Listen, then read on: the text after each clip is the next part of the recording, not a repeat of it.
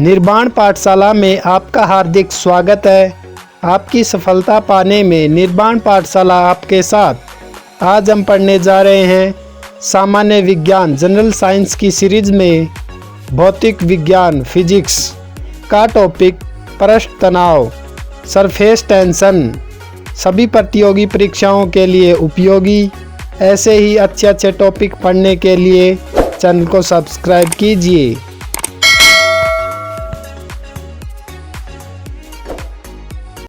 पृष्ठ तनाव surface tension किसी भी द्रव के अणुओं में सहसंजक बल होने के कारण उसका स्वतंत्र पृष्ठ तनी हुई झिल्ली मेम्ब्रेन की तरह कार्य करता है।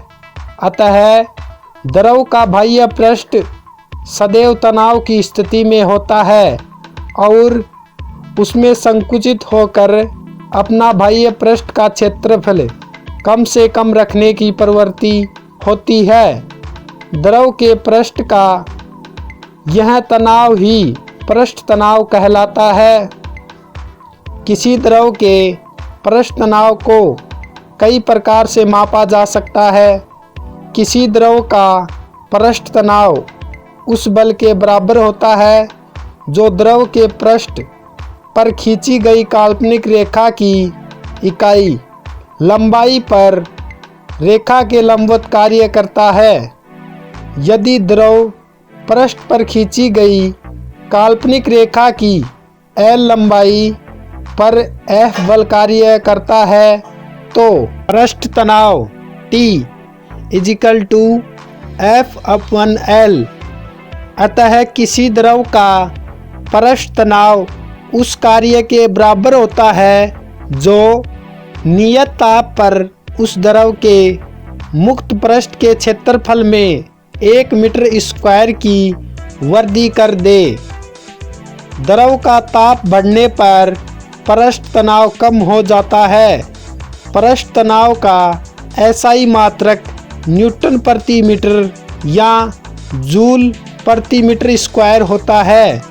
हम जानते हैं कि किसी द्रव के अणुओं के मध्य सहसंजक बल कार्य करते हैं। जब किसी द्रव के पृष्ठ का क्षेत्रफल बढ़ाया जाता है तो द्रव के अंदर के अणु पृष्ठ की ओर उठने लगते हैं। पृष्ठ पर पहुंचने के लिए इन अणुओं को सहसंजक बल के विरुद्ध कार्य करना पड़ता है।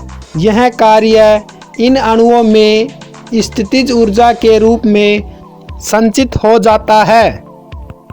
स्पष्ट है कि पृष्ठ के अणुओं की स्थितिज ऊर्जा द्रव के अंदर स्थित अणुओं की स्थितिज ऊर्जा से अधिक होती है।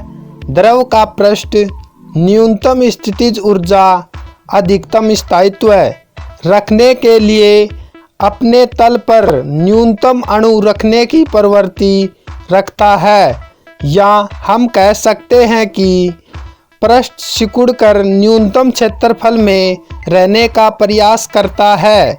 यह प्रवृत्ति पृष्ठ तनाव कहलाती है। पृष्ठ तनाव से संबंधित कुछ घटनाएं। साबुन अथवा डिटर्जेंट जल में मिला देने पर जल का पृष्ठ तनाव कम हो जाता है। अतः साबुन का घोल कपड़ों के उन छोटे छोटे छिद्रों में भी पहुंचता है जहां शुद्ध जल नहीं पहुंच सकता।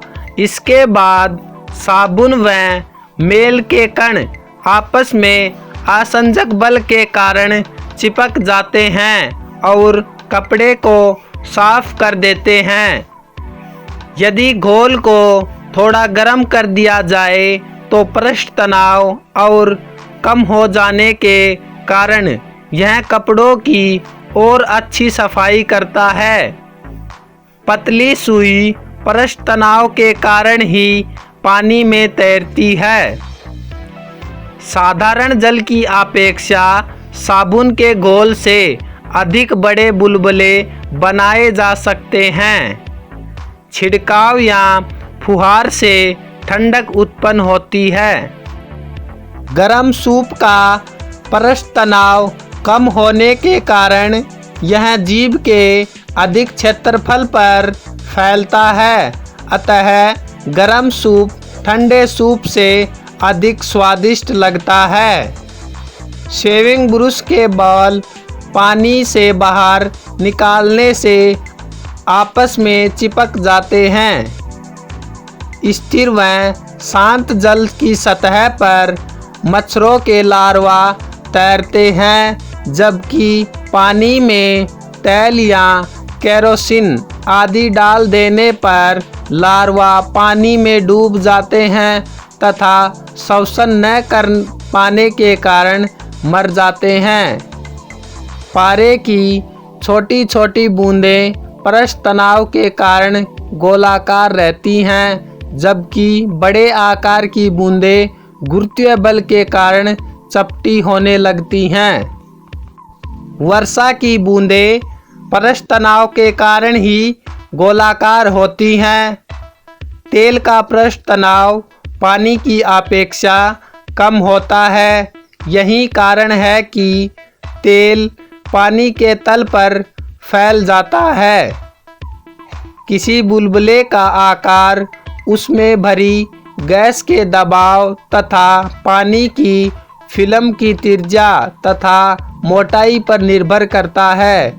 छोटे बुलबुले में गैस का दबाव बड़े बुलबुले की अपेक्षा अधिक होता है, अतः नली में एक दूसरे के संपर्क में लाए जाने पर छोटा बुलबुला और छोटा तथा बड़ा बुलबुला और बड़ा हो जाता है।